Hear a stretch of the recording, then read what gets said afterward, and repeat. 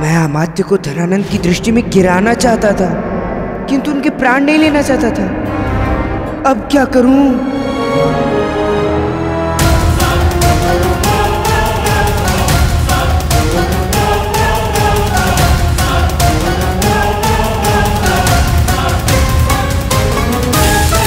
नहीं, रुक जाइए अमात्य।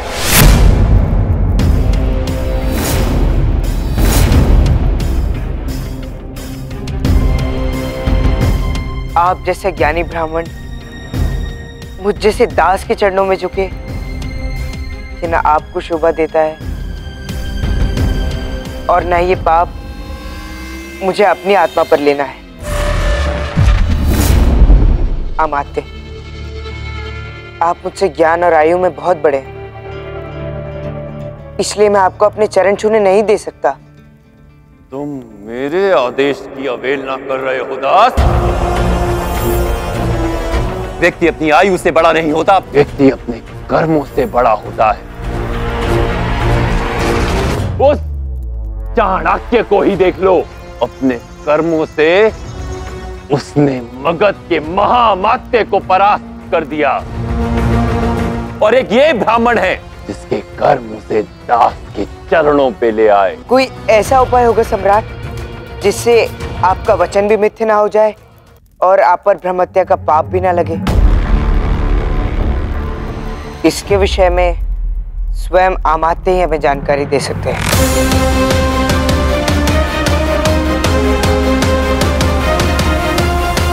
तो अमात्य दीजिए हमें जानकारी। एक ब्राह्मण के लिए विद्या, मान, सम्मान, प्रतिष्ठा उसकी शिखा होती है और वही उसका जीवन है। यदि ब्राह्मण की शिखा काट दी जाए तो वो ब्रह्म हत्या समान होती है।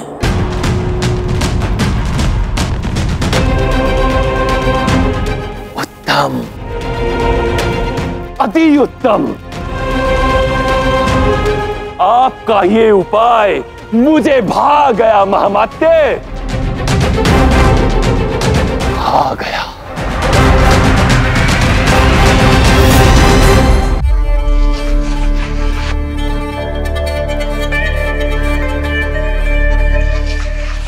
क्यों अपना समय व्यर्थ कर रहे हैं आप आचार्य? आप चाहे तो एक ही क्षण में अपनी तलवार से इसे 100 भाग में काट सकते हैं। शस्त्र कितना भी बड़ा क्यों ना हो, किसी काम का नहीं यदि उसे उचित स्थान, उचित समय और उचित प्रकार से प्रयोग में ना लाया जाए। शस्त्र को यदि बल से नहीं बुद्धि से चलाओगे तो कम परिश्रम में अधिक फल मिलेगा। ऐसे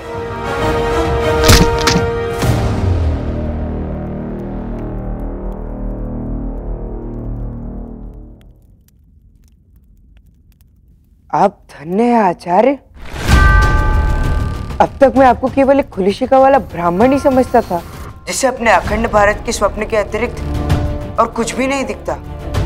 किंतु आज आपने मुझे आभास करवा दिया कि व्यक्ति की सोच ही सत्य बनकर सामने आती है। आपकी इसी मेधा से आप मगधपति को चौंका देने में सफल हुए, जो कदाचित संसार में किसी और के लिए करना असंभव होगा। मैं आपको साष्टांग नमन करता हूं आचार्य। अच्छा, मुझे तो लगा था कि तुम मुझे केवल आचार्य कहते हो, मानते नहीं। वो तो मैं बस ऐसे ही आचार्य। और कदाचित तुम्हें आत्मग्लानि भी हो रही है कि तुमने मुझे उचित सम्मान नहीं दिया जो तुम्हें मुझे देना चाहिए था, और ये भी कि तुम व्यर्थ में ही मेरी शस्त्र विद्या और शिक्षा प्रणाली पर संदेह करते रहे। चलो, आज तो ये भी पता चल गया कि आप मन की बात को भी समझ जाते हैं। किंतु मैं इसमें सक्षम नहीं हूं आचार्य। तो बताइए ना कि हम धनानंद के गुप्त धन तक कैसे पहुंचे? राजकुमारी दुर्धरा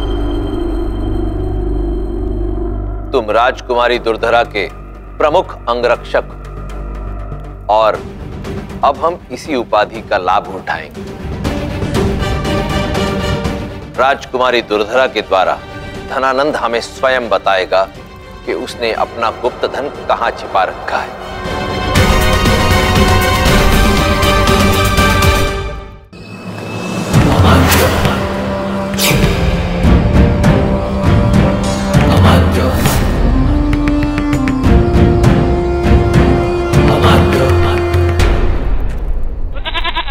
त्रिकाल, ज्ञात है मुझे कि सम्राट ने तुम्हें बहिष्कृत किया, परंतु यदि तुम मेरे लिए किसी और को मृत्यु के घाट पहुंचा दोगे तो मैं सम्राट से स्वयं बात करूंगा और मगध के द्वार तुम्हारे लिए सदा सदा के लिए खुलवा दूंगा। परंतु उसके पूर्व यह जानना आवश्यक है कि इतने वर्षों पश्चात तुम्हारी शक्तियों की धार उतनी है जितनी थी। मैं अमात्य राक्षस तुम्हारा आह्वान कर रहा हूं।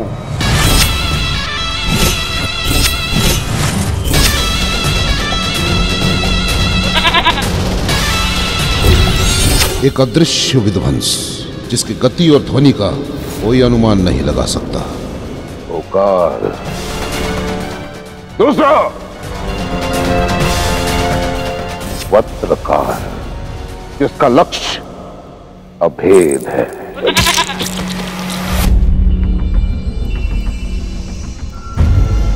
किसी भी वस्तु को हथियार बना लेता है, अपना शस्त्र बना लेता है। तीसरा बाहुकार, जो स्वयं एक शस्त्र है, जिसके शस्त्र विषैले हैं, नोकीले हैं, कठोर से कठोर धातु को भेद देते हैं। तुम तीनों केवल भाई नहीं, काल के स्वरूप हो, त्रिकाल हो। मुझे हर्ष है कि तुम्हारे व्यक्तित्व की विशेषताएं जैसे पहले थी आज भी वैसे ही हैं। तुम्हारा लक्ष्य है विष्णुगुप्त चाणक्य की मृत्यु। उस तक पहुंचने का केवल एक ही मार्ग है, वो दास चंद्रगुप्त। और अवश्य चाणक्य और चंद्रगुप्त में कोई संबंध तो है। तुम्हें केवल चंद्रगुप्त का पीछा करना है, चाणक्य तुम्हें स्वयं मिल जाएगा।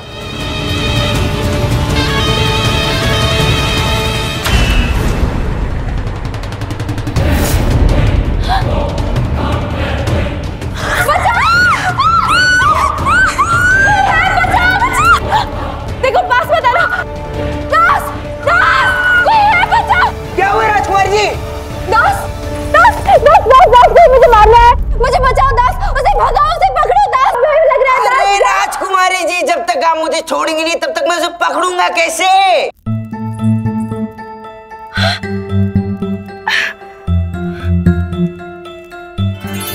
हाँ, तो जाओ अपना कर्तव्य निभाओ, जाओ पकड़ो उसे। हाँ हाँ हाँ।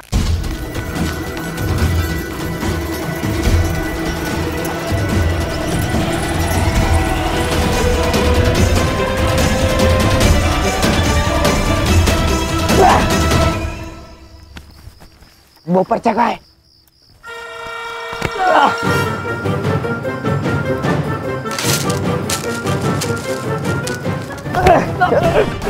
चलो ठीक है, अब मेरे मुंह पे मारो और भाग जाओ, राजकुमारी आती होगी।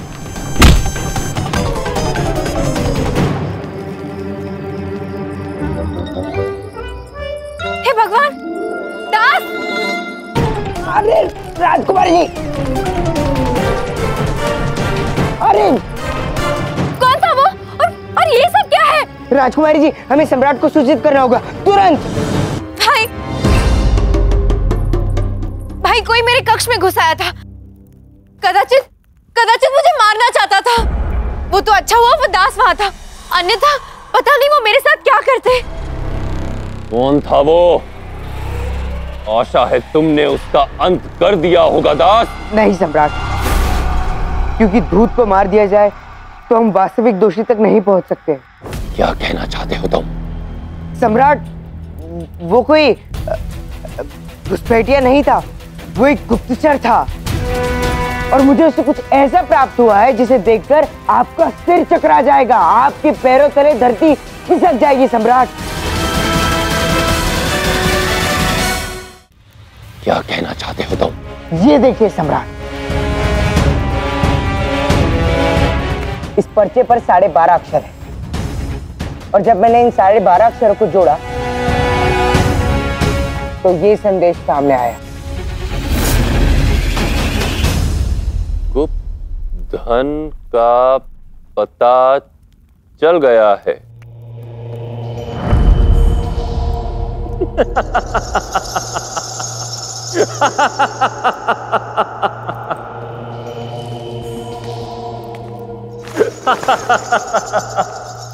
गुप्त धन।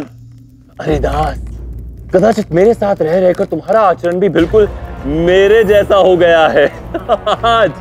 आज ही मुझे किसी ने कहा कि मैं अत्यधिक संदेह करता हूं, अपने आसपास के लोगों पर विश्वास नहीं करता। कहीं तुम्हारे साथ भी तो ऐसा नहीं हो रहा? मेरा धन बिल्कुल सुरक्षित है, कोई भी मेरे धन तक नहीं पहुंच सकता, क्योंकि मेरा धन एक अबूझ पहेली है और यदि कोई उस तक पहुंच भी गया तो भी उस अबूझ पहेली के धागों से मेरा धन इस प्रकार बंधा है कि कोई उसे चुरा नहीं सकता।